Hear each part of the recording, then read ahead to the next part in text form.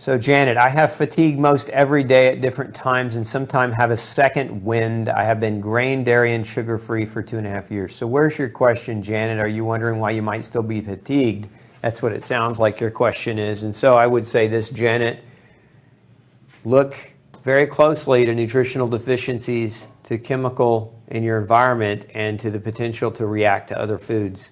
Because if your body is still fighting your diet and your nutritional status is still suffering, then your ability to make energy, the body's ability to make energy, is largely dependent on vitamins and minerals. And so if you don't know where you stand there, you could be tired, and that fatigue could persist. All right, so let's see. I like that. Hale says, this is a good topic. I live in a country, and it's recently become popular to do what's called the little gluten-free lifestyle because it will make you pretty. That's funny. I don't know what the little gluten-free, I mean, some people will, they'll dabble on gluten-free diets, like they'll do it for a little while, but you know, it's the problem with gluten is 20 parts per million. One breadcrumb can cause inflammation for 2 months. So I would say the little gluten-free diet or lifestyle is not going to do you any favors. Does metabolism slow down when women reach perimenopause? What changes would I need to make to my diet and lifestyle when I reach menopause to prevent weight gain? I'm 40 now. I think more than anything else, we get into these habits of blaming certain aspects or components of aging. You know, I'm getting older, my back hurts, or I'm getting older, you know, my metabolism slowed down. And I think ultimately what happens is not that people are getting older. I think ultimately what happens is people neglect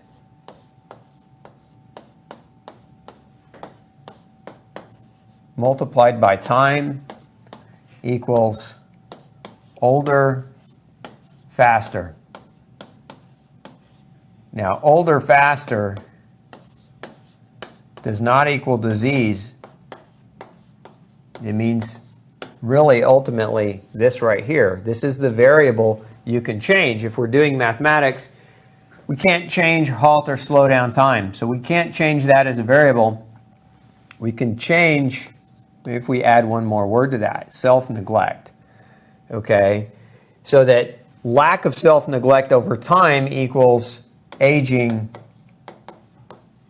gracefully. You're not going to stop the aging process. That's the human condition. It's called the oxygen paradox. But we can age gracefully. And a lot of doctors want to call age, right? They want to call that disease. They want to call that neglect over time disease, when in fact, this is pretty much reversible. We don't want you to get older faster. So what you asked, the question was, what can I do? Don't do this. So where do most people fail? Right here, especially when you're talking about weight gain. Right here, exercise. Over time, their exercise diminishes because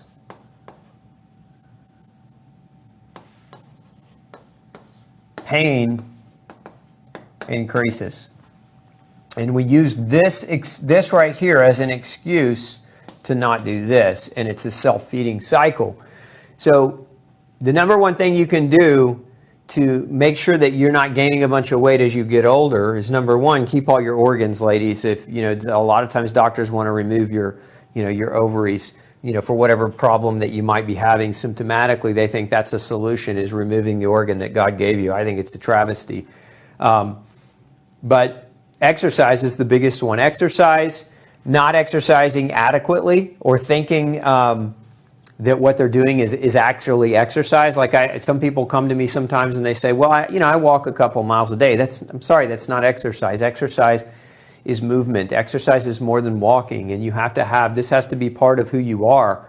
And if it's not, then what happens is this vicious cycle. But the other thing that you can do, we call them the fundamentals. Get adequate sunshine without burning. Get adequate sleep. Eat real food that you're not sensitive or allergic to. Okay? And if you're doing these things and you're also doing your best to mitigate your stress, then aging gracefully is the outcome. If your self-neglect is in any of these areas, the outcome is older faster. And whatever that looks like for you, maybe it's pain, maybe it's weight gain, maybe it's chronic illness or disease. But that's what you need to be focused on. There's no magic pill to slow down the fact that you might, that some people want to have a tendency to gain weight. The magic pill is behavior change, and it's not necessarily behavior change. It's lifestyle change on a permanent level. Not, I'm going to do it for the next 6 weeks and hope for the best. It's, I need to do it consistently for the rest of my life, knowing that it's my obligation to take care of my temple, and that's your obligation. And if you take care of it, it will take care of you. And if you don't, it will break down on you slowly. Everybody else will call it aging, and hopefully, now you know better. Okay, let's see. Does gluten cause swelling of ankles and the feet, especially towards the end of the day? And what is the solution? So now, gluten can cause swelling. There's some research studies that gluten causes pericarditis, which is inflammation around the heart itself. So it can damage the heart. And when the heart's damaged, ankle swelling is a common side effect of that over time. But there are other things that can cause that as well. So if you're struggling with ankle swelling, there probably are a lot of different factors going on. Gluten could be one of them, but so could many other things. All right. Is ghee healthy if you have low thyroid? So Linda's asking that question, and then we have another question from Raza. Can I elaborate on dairy and problems it can create? So here's why I'm not a fan of ghee. If you're new to the gluten-free diet, ghee is clarified butter, okay, and it's supposed to have most of the protein removed, which is why so many people believe it's safe. Dairy, on the other hand, is the full deal, right? Whether you're talking about ghee or whether you're talking about dairy, one of the problems with them is most forms of ghee and dairy come from A1 cows. There's a protein in them called A1 casein, and this can mimic gluten. And if you're gluten sensitive and you're eating a lot of dairy that comes from A1 types of casein, then that can be a problem for you, for some of you, okay?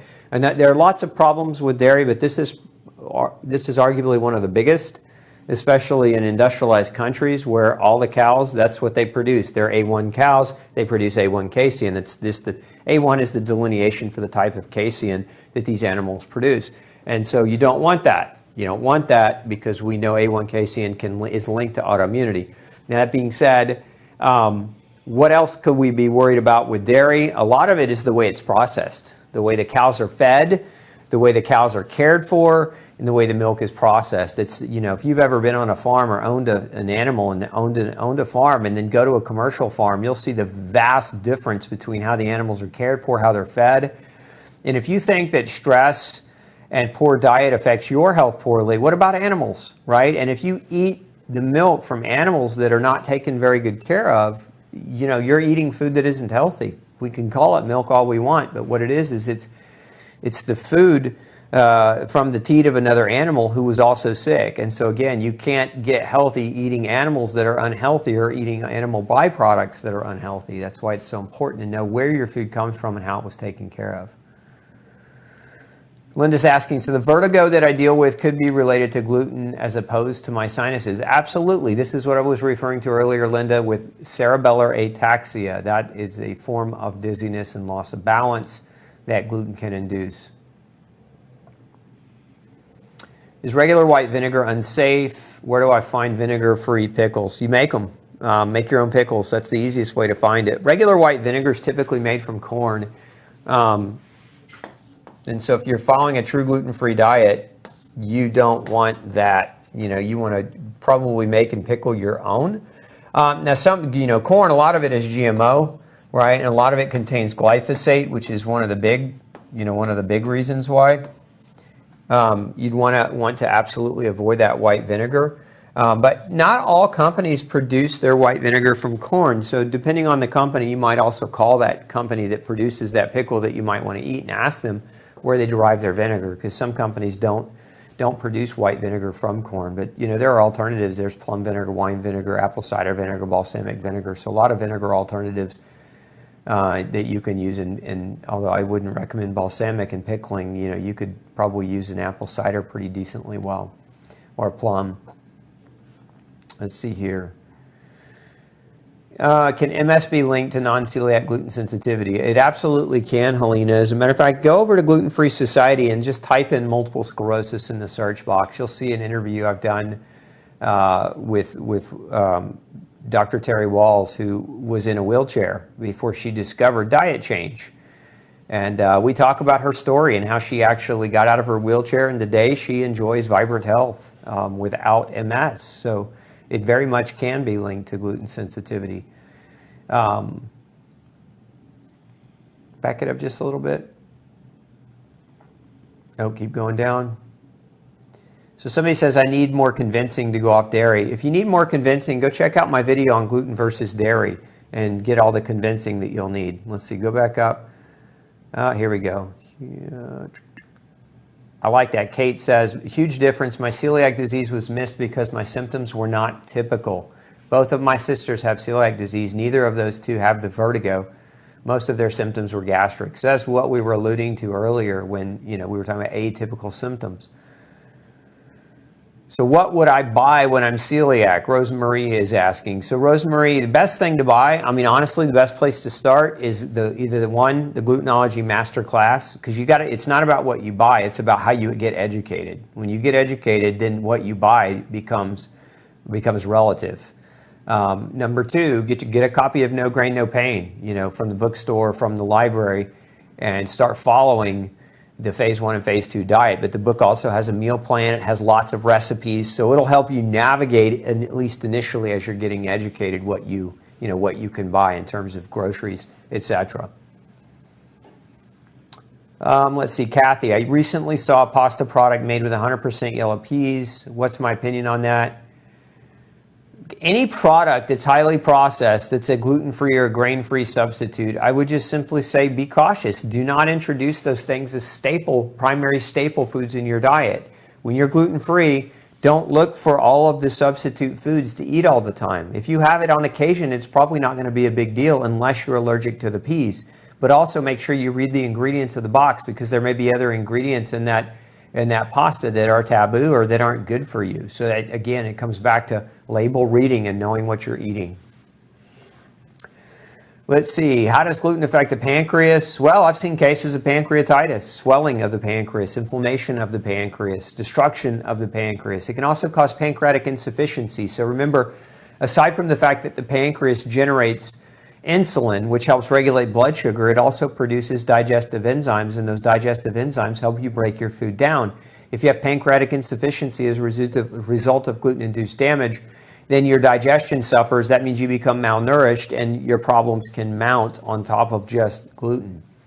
Patty's asking about psyllium fiber. Psyllium's okay. Psyllium's a good form of fiber. It's a good form of gluten-free fiber. We actually have a product called Ultra Fiber, Patty, that has psyllium, and it has some other root-based fibers in it, as well as some acacia gum, which is a good form of fiber to help feed the microbiome. It's especially helpful for newbies going on a gluten-free diet who are just paralyzed. They don't know where to start, and they need to get some fiber in their diet. It's a good source of fiber to add to a smoothie. Do we need to be concerned if something is gluten-free but made in a facility that manufactures other products containing gluten? Yes, especially if you're still struggling. If you're still struggling and you don't know why, but you're buying food products that are manufactured in the same facility, you could be getting cross-contamination, and that may be one of the reasons why you're struggling.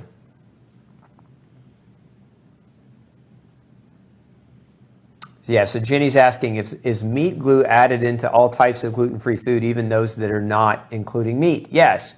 Meat glue is a pink slime created from a type of bacteria called Streptovirilium, and it's used in making imitation meats, things like hot dogs, luncheon meats, imitation crab meat, etc. But it's also used in dairy products, and it's used in a lot of the gluten-free food products to bring the same texture and mouthfeel to the product. So again, meat glue, it's a texture issue. It makes things gluey and chewy, and it sticks them together. Dustin, will pressure cooking foods neutralize lectins? It does to a certain extent.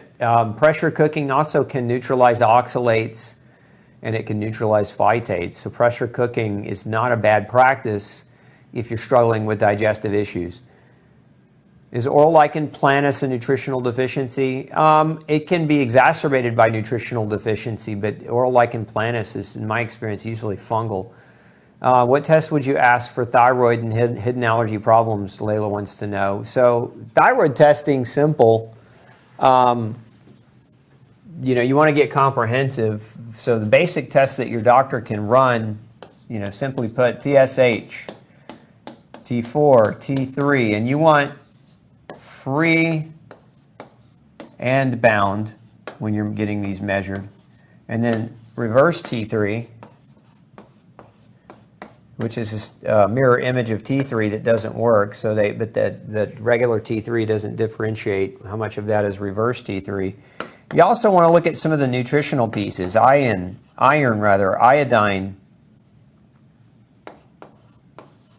vitamin B2, vitamin C is important, selenium, magnesium, B12, vitamin D. We could go on the thyroid because there's just a lot of biochemistry behind the thyroid. Omega-3 fats. These are all essential to the proper operation of thyroid hormone. And this is the fundamental problem that most doctors make when they're evaluating a person's thyroid. You go to an endocrinologist, most of them measure TSH, which is made by your brain. It's made by your pituitary gland. It's not even your thyroid hormone. It's a hormone that helps regulate your thyroid hormone. This is made by your thyroid. And the iodine is the 4, and the tyrosine is something else that should be measured. Tyrosine is the backbone, the amino acid backbone. The T is made out of tyrosine.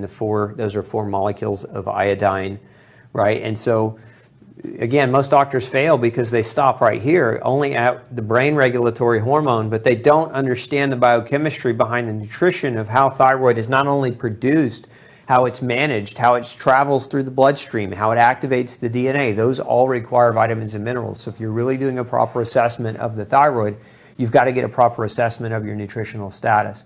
As far as hidden allergy problems, it's not one test. It's multiple types of tests to measure because there's different ways people can react, and all those different ways need to be measured. Okay, let's go down the list here.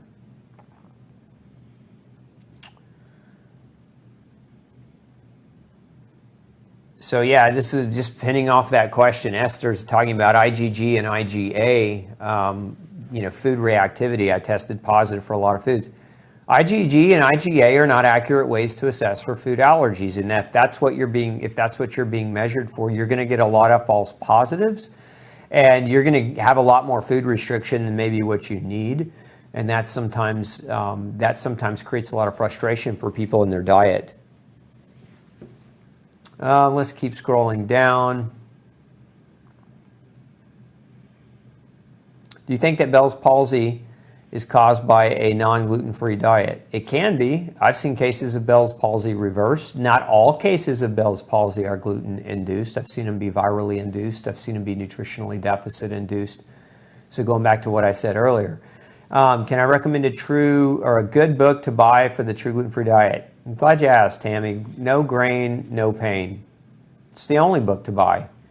If you want to know how to navigate the gluten-free diet, it's the only book to buy. Everybody else talks about, corn, rice, and other grain-based substitutes that make you sick or keep you sick, but No Grain, No Pain does not. So I'm partial. Maybe I'm a little biased, but it was a book written on 20 years of experience. Let's see here. Pardick says, since 2017 gluten-free, but I had to give up beer. Are there any beers that I could enjoy once in a while? Oh man, I wish. I give up beer too, so I'm right there with you. It is something that I miss. But what I do instead is I actually did a whole series on gluten-free alcohol.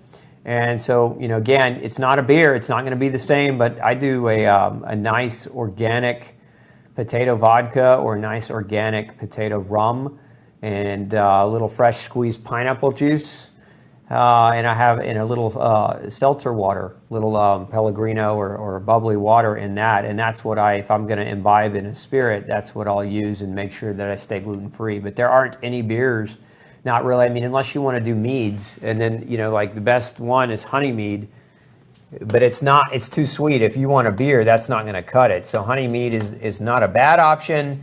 And then now they're making these ciders, right, hard ciders. And those aren't a bad option, but again, they're not the same thing if you're looking for that, for that hoppy flavor of beer. Where you got to be real careful with these is when they add all the natural flavors to them. The ingredients sometimes are a way that manufacturers mask corn. So you've got to just be, you've got to call the manufacturer and say, hey, is your natural flavor, is your peach natural flavor, is your blueberry natural flavor, is it actually blueberries or is it, corn derivative? And get that answer before you try to take it on. What about nutritional yeast to replace dairy cheese? You can. It's just not one I would recommend as a staple food. Again, if you had it on occasion, it's probably not the deal breaker to your health. But if you're using nutritional yeast day in, day out, it's not as healthy as what most people think it is. Yeah, so Danielle is asking about why monk fruit has erythritol. I don't know why they add erythritol to it. That, in my opinion, is a bad move on their part. It's one of the reasons why I prefer, as a sweetener, I prefer birchwood xylitol, if you tolerate it. Birch xylitol, derived from birch. Otherwise, if I'm going to use a sweetener, if I'm going to get sweet, maple, honey's not a bad option, although there's a lot of fructose in it, so if you don't tolerate fructose well, some people don't tolerate xylitol well, some people don't tolerate honey well because of the fructose. Maple's usually better tolerated, but it's super sweet. And, if you're adding maple to everything you eat and cook, that's not necessarily a great idea either. So yet again, with sweet, everybody looks to safe or natural sweetener alternatives, and my advice is, learn that a piece of fruit is dessert. Right? Readjust your habits as opposed to trying to add sweet to everything that you eat that doesn't naturally taste sweet. And you'll be, your taste buds will change. When your taste buds change, you'll detect sweet in broccoli. That's how sensitive your taste buds can get if you give an opportunity to dial it in. Let's see here. Yeah, so Angela says that she's having psoriasis flares and body inflammation, going gluten sensitive, and wondering if those symptoms can resurge when somebody's going on the diet and doing a detox. Yes, you can detoxify when you're going gluten free, especially if you have weight to lose. A lot of people don't realize it, but they have what's known as what I call angry fat. And so what happens is you change your diet and you have angry fat, and angry fat stores inflammatory toxins.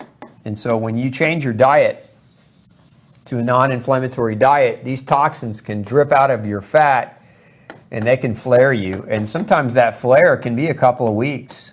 And this is one of the things that happens when people go gluten-free. If they hit that flare, if they get that side effect, they quit the diet because they think the diet was hurting them, but in effect, it was just toxic burden being released from their fat cells as a result of the change in their diet causing, the flare-up in symptoms. Now, some people also experience a flare-up in symptoms for a different reason. So not this reason, but because gluten proteins have opiate properties. So they actually they're pain relievers. Opiates are natural pain relievers. And so when you cut those glutens out of your diet, you're cutting those opiates out of your diet. And if you were using there's a research study published a number of years ago that showed how gluten could mask its own toxicity because the opiates naturally found in gluten-based food can actually work as a pain reliever, blocking the inflammation that the gluten causes, thus you don't feel it. So when you change your diet, you actually go through drug withdrawals and increase pain as a result of opiate withdrawal. So there's a couple of different ways that can happen. Everybody always wants to know what I eat in a day. What did I eat today? Let's see. I didn't eat breakfast. So I usually fast for about 16 to 18 hours. So I intermittent fast pretty much most days, minus holidays where I just want to eat a little bit more. But You know, my first meal of the day is usually whatever I had for dinner the night before. So, you know, last night I had turkey, and I had that with some green beans. And what else did we have with that? I had some green beans, and then I had some potato. It was a potato mash. And you know, we actually over the weekend we butchered one of our own turkeys, so it was a good meal. And I had that again. I had that for lunch today. And then tonight, I don't know what I'm going to have. I'm going to have whatever my wife cooks, which is probably going to be some type of meat, some type of vegetable or two or three. And that's a wrap. But that's pretty much what I eat most days is I eat meat, vegetables. I eat, usually I'll eat an apple in a day. I'll eat, you know, fruit as it's in season. Right now, berries are coming in season. My blueberries are getting ready to explode in my garden. So I'm going to be eating blueberries probably for the next few months, blueberries and strawberries. Hopefully we'll get some elderberry this year as well. But fruit in season, but not abundantly so. I mean, I'm not a big fan of eating the whole watermelon, if that makes sense. I believe that fruit should be eaten in moderation, but it's a good source of nourishment. And then nuts, just depending on what you like and what you have the room for in your diet. But I like almonds. I have 27 pecan trees, so pecans are a lot of what I eat too, because you know I have such an abundance of them. So. Just depends on what you like. I mean, eating should be always real food. Again, focus on real food and not processing. And when you can control your food, then it gets really, really easy to eliminate the food that you feel like might be hurting you, because you don't have to think about, was it the food, or was it the chemicals added to the food, or was it the processing mechanism behind the food, or was it where the food was processed that was contaminated with gluten and other grains. So hopefully that's helpful for you. Can gluten sensitivity cause rheumatoid arthritis? Andrea wants to know. Andrea, you know, Ginger, who I wrote about in my book, No Grain, No Pain, had terminal juvenile rheumatoid arthritis. And that's how we saved her life. We saved her life by taking her gluten-free. So to answer your question, can gluten cause rheumatoid arthritis? The answer is absolutely yes. Let's scroll down on the right as well.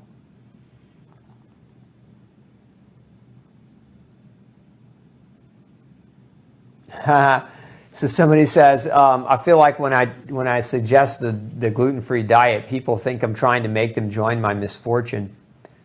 I think attitude is everything. I mean, is it misfortunate to feel good? Is it misfortunate to be healthy?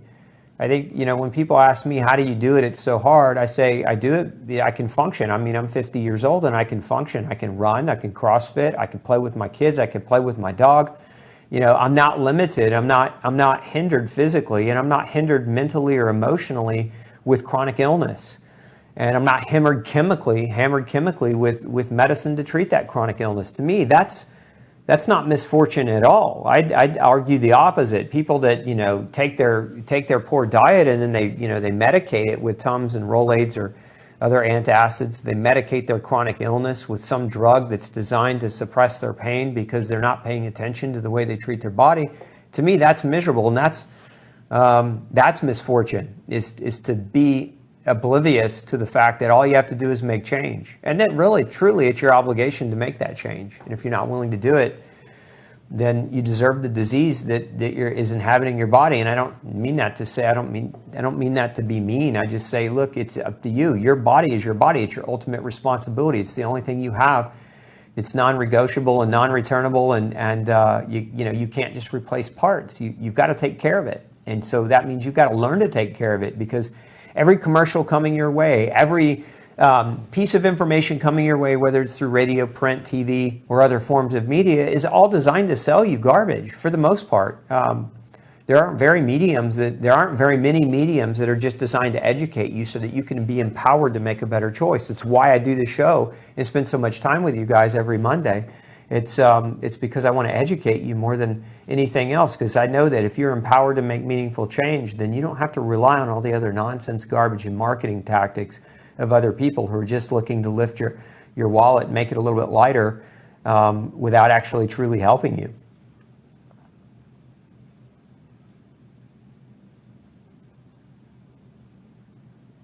Love that. I love that. I know things, I sow things, I grow things. I'm non-celiac, gluten sensitive. I've been damaging my gut and skin my whole life. I'm gluten-free and healing now, 2 weeks in. That's how fast, 2 weeks in. Notice she didn't say I'm healed now. She says I'm healing now. Your body knows how. You just have to quit interfering with it. Let's see, Giant wants to know, is avenin in oats as deleterious as gluten? I believe so, and I've got research that would indicate that it is. I know the oat people would probably argue with me, but that's their right, that's their, that's their prerogative, but they're trying to sell you oatmeal and I'm not. Dr. Peter, why is it so hard to find someone to talk about how to be grain-free intermittent fasting and maintain your weight? So much talk about losing weight, but I don't want to lose any more. Why is it hard? I don't know. That's a good question, TC. I think it's hard because most of the people talking about health and fitness aren't healthy and they're not fit. And, it's kind of like, why is it hard to find, somebody who can give you good financial advice if they're not wealthy? How is it good that, my point is that the advice that you're seeking from the individual that you're seeking it from, that individual should be an expert in whatever that is. And that not only should they be an expert in knowledge, but they should be an expert in personal application of that knowledge, because knowledge without application is useless, right? And knowledge without application, if somebody's saying, do as I say, not as I do, it's not believable. That's why I can get up here week after week, and I don't come from the perspective of being obese or having skin rashes or, having obvious, mega problems. And that's, it's important that I take care of myself if I'm going to get up here and preach and try to help you guys understand how to take care of yourself. Oats technically do contain gluten, so that was a secondary comment. Oats contain avenin, and that is a form of gluten, and it has been shown in research studies to cause damage to many people with gluten sensitivity. So I would argue that the people that say that the oats that cause damage are cross-contaminated, they're not even looking at the avenin studies that we know avenin can do damage. So I would say they're misleading. Let's see, scroll down on the right for me. Jill says, I have had gut pain off and on. Several years went gluten-free, dairy intolerant, so I stay clear too. Had my gallbladder removed and allergies ramped too. Doctor recommended a colonoscopy to check for things. What can they find by that? If you're doing all those things and you're still struggling, you probably really need to get with somebody. I mean, a scope can be helpful. You may have a problem that's physically observable. I think the question is that you should ask your doctor is, if you do a scope, what are the potential things you might find? And if you find those things, what would you do if I have them? I mean, I had a woman come see me this morning, and her doctor said, we want to do a scope because we think there may be scar tissue. I'm thinking, okay, well, what if you do have scar tissue? What do you do if a gut has scar tissue? How do you heal it? There's not a drug that heals scar tissue. There's no treatment. So why go through the trouble of a scope if scar tissue is your greatest concern? In that case, it didn't make a whole lot of sense. In your case, it may make perfect sense to get a scope. So again, I think you just got to get granular with your questioning to your doctor.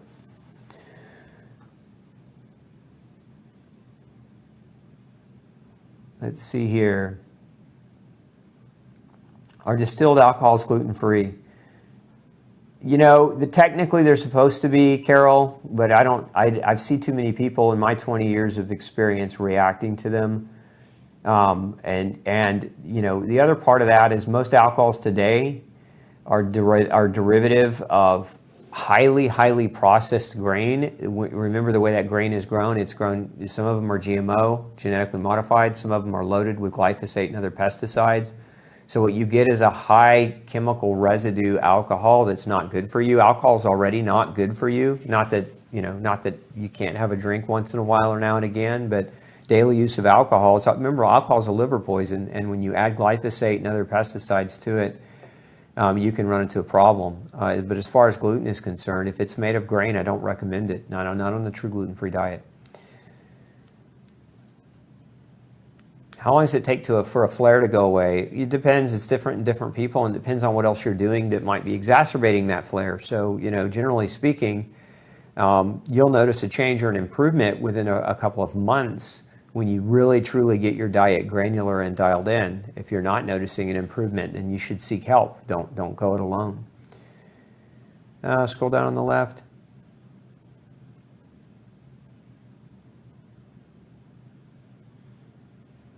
How many fruits and vegetable servings do you eat per day? It's always got to be how many. I don't count. Why don't I count? Because I eat and I let my body tell me when I'm full. So I might even sit down to a full plate and not eat everything that's on my plate. That's why I have a compost. because anything I don't eat goes back to making soil to grow the next thing. But I don't really count. I mean, fruits and vegetables, probably somewhere in the neighborhood of anywhere between 5 and 10 a day would probably be most days pretty accurate. Do almonds suppress the thyroid? No, not particularly. I like this. When you want dessert, what do you eat? For me, generally speaking, I eat fruit when I want dessert. Fruit, especially in the summer months, there's a lot of really good fruit that I like, cantaloupe and watermelon and blueberries and strawberries. You know, fruit is a great dessert. If I really, really have a sweet tooth, I sometimes will eat a little dried mango, but not much, because a little goes a long way. But, you know, everybody's taste is relative. Everybody's different in that way. Let's scroll down on both sides.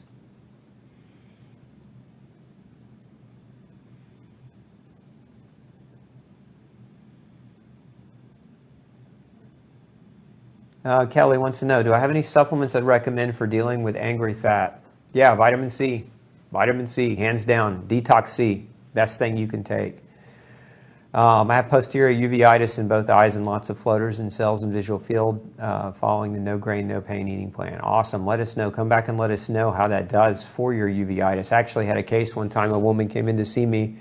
They were injecting steroids into her eyeball for her uveitis, and of course we were able to completely reverse the need for steroids or any eye damage that would come from uveitis. So her condition actually went into full remission once we figured out gluten was a major part of her problem. Nevin wants to know a most accurate test to look for gluten sensitivity. Genetics, Nevin, or Nevine. I don't know if I'm pronouncing your name correctly, but genetic testing. We can throw a link up. If you want to do genetic testing, check it out. It's the best way to get to identify whether or not you need to be on a gluten-free diet. Love that. Somebody said off all meds, going gluten-free. Love hearing those transition stories. That's wonderful. Are my talks archived? Yes, Judith, and you can watch. We've got 1,000 or more video shows that you can have access to. You just got to go over to glutenfreesociety.org and subscribe to our newsletter. And you can also check out our video blog and our blog section on Gluten Free Society while you're there. And all of our stuff is archived there, so you just got to peruse through it. How do I feel about hemp seeds? I'm okay with hemp seeds. I don't have a problem with them.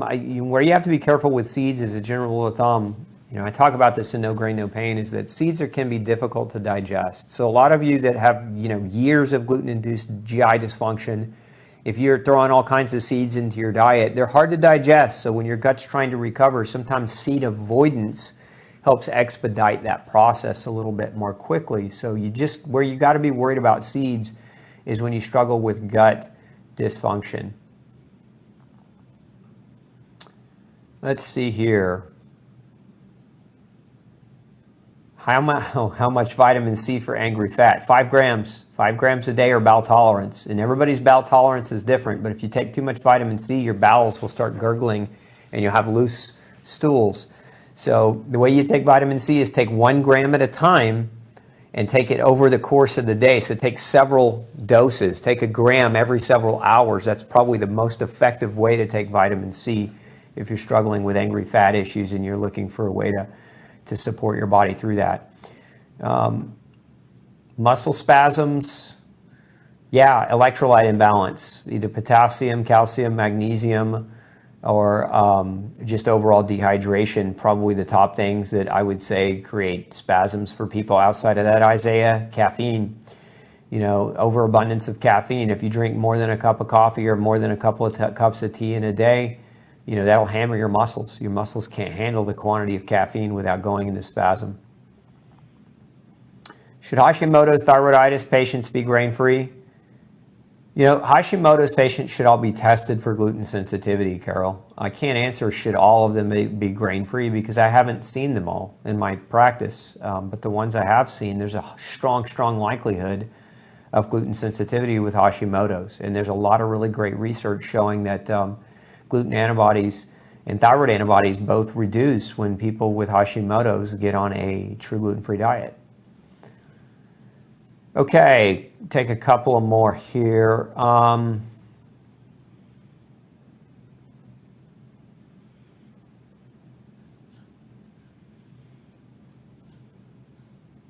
Stan says, if I get your book, No Grain, No Pain, is that everything I need to know about going gluten-free? I'm a newbie. Yeah, it is.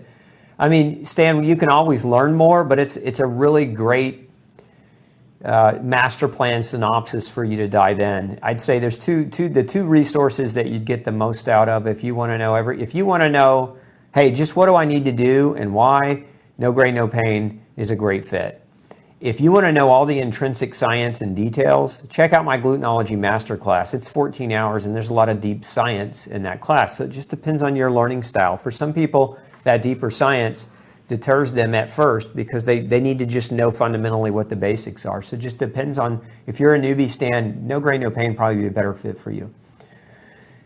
Jenny, if one is a celiac that often cannot process nutrients in the gut, does this mean that taking tablets may not be beneficial? No. As a matter of fact, the great thing about if your gut's broken from gluten is that if you take supplements in higher quantities, you can actually overcome some of that gut damage and you can get absorption of those nutrients through something called passive absorption or passive diffusion. So that's the good thing. That's why it's not hopeless to take vitamins. Anytime, I hear this a lot from other doctors. It's, taking vitamins is creating expensive urine. Doctors that say that truly are moronic in their knowledge of biochemistry. If they're saying that, it's just out of ignorance more than anything else. So,